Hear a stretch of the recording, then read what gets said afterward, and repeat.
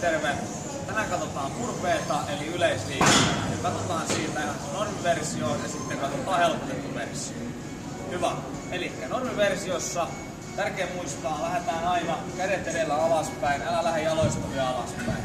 Hyvä. Vältellään mahdollisimman paljon kyykkyä, että pystytään tekemään siitä liikkeestä mahdollisimman kevyä. Eli kädet edellä alas. Toki saat vetää polvista vähän koukkuun, ettei tätä vielä suoraan lähtee. Hyvä. Kädet edellä alas. Sen jälkeen tarkoitus molemmat jalat nopeasti taakse yhtä aikaa. Yes. Eli tänne. Hyvä. Seuraava vaihe. Käydään alhaalla. Rinta käy maassa. Otetaan pieni irrotus, tulee varmasti käytyy siellä. Kädet takas. Hyvä. Sitten seuraa tärkeä vaihe. Eli tästä kun sä lähdet tekemään, niin muistetaan se lantiopotku, jaloilla apua. Eli pitäisi palata siihen samaan asentoon, mistä me on lähdetty sieltä ylhäältä oikeastaan mennyt. Eli tulee hyppy.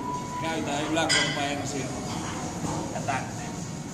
Yes. Tästä vielä kun lähdetään ylöspäin, otetaan hyppy, kädet niskankorseen, jalat irti. Tuon hyppy sä voit ottaa jonkun rajan ton ylös vielä, jos haluat, että se hyppy on aina sama formu, eli esimerkiksi ponna aina rimaa, tai leovetutangon, tai ihan mitä vaan. Hyvä. Käydään vielä nopeasti koko versio läpi siitä. Kädet edellä. Jalat irtoa maasta. Yes. Siinä oli normiversio. Seuraavaksi katsotaan se helpotettu versio. Samanlaisesti lähdetään maahan.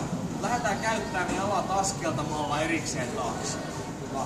Kädet, jalat, tulee takaisin. Ei tarvitse välttämättä edes hypätä, vaan tullaan terävästi ylös. Vaihda jalkaa, kumpi menee taakse. Ylös tultaessa tärkeää muistaa, kun tuu aina loppuun asti ylös, eli ei jätetä sitä kylppyyden vajaaksi, vaan tuodaan lantion yli eteen. Hyvä.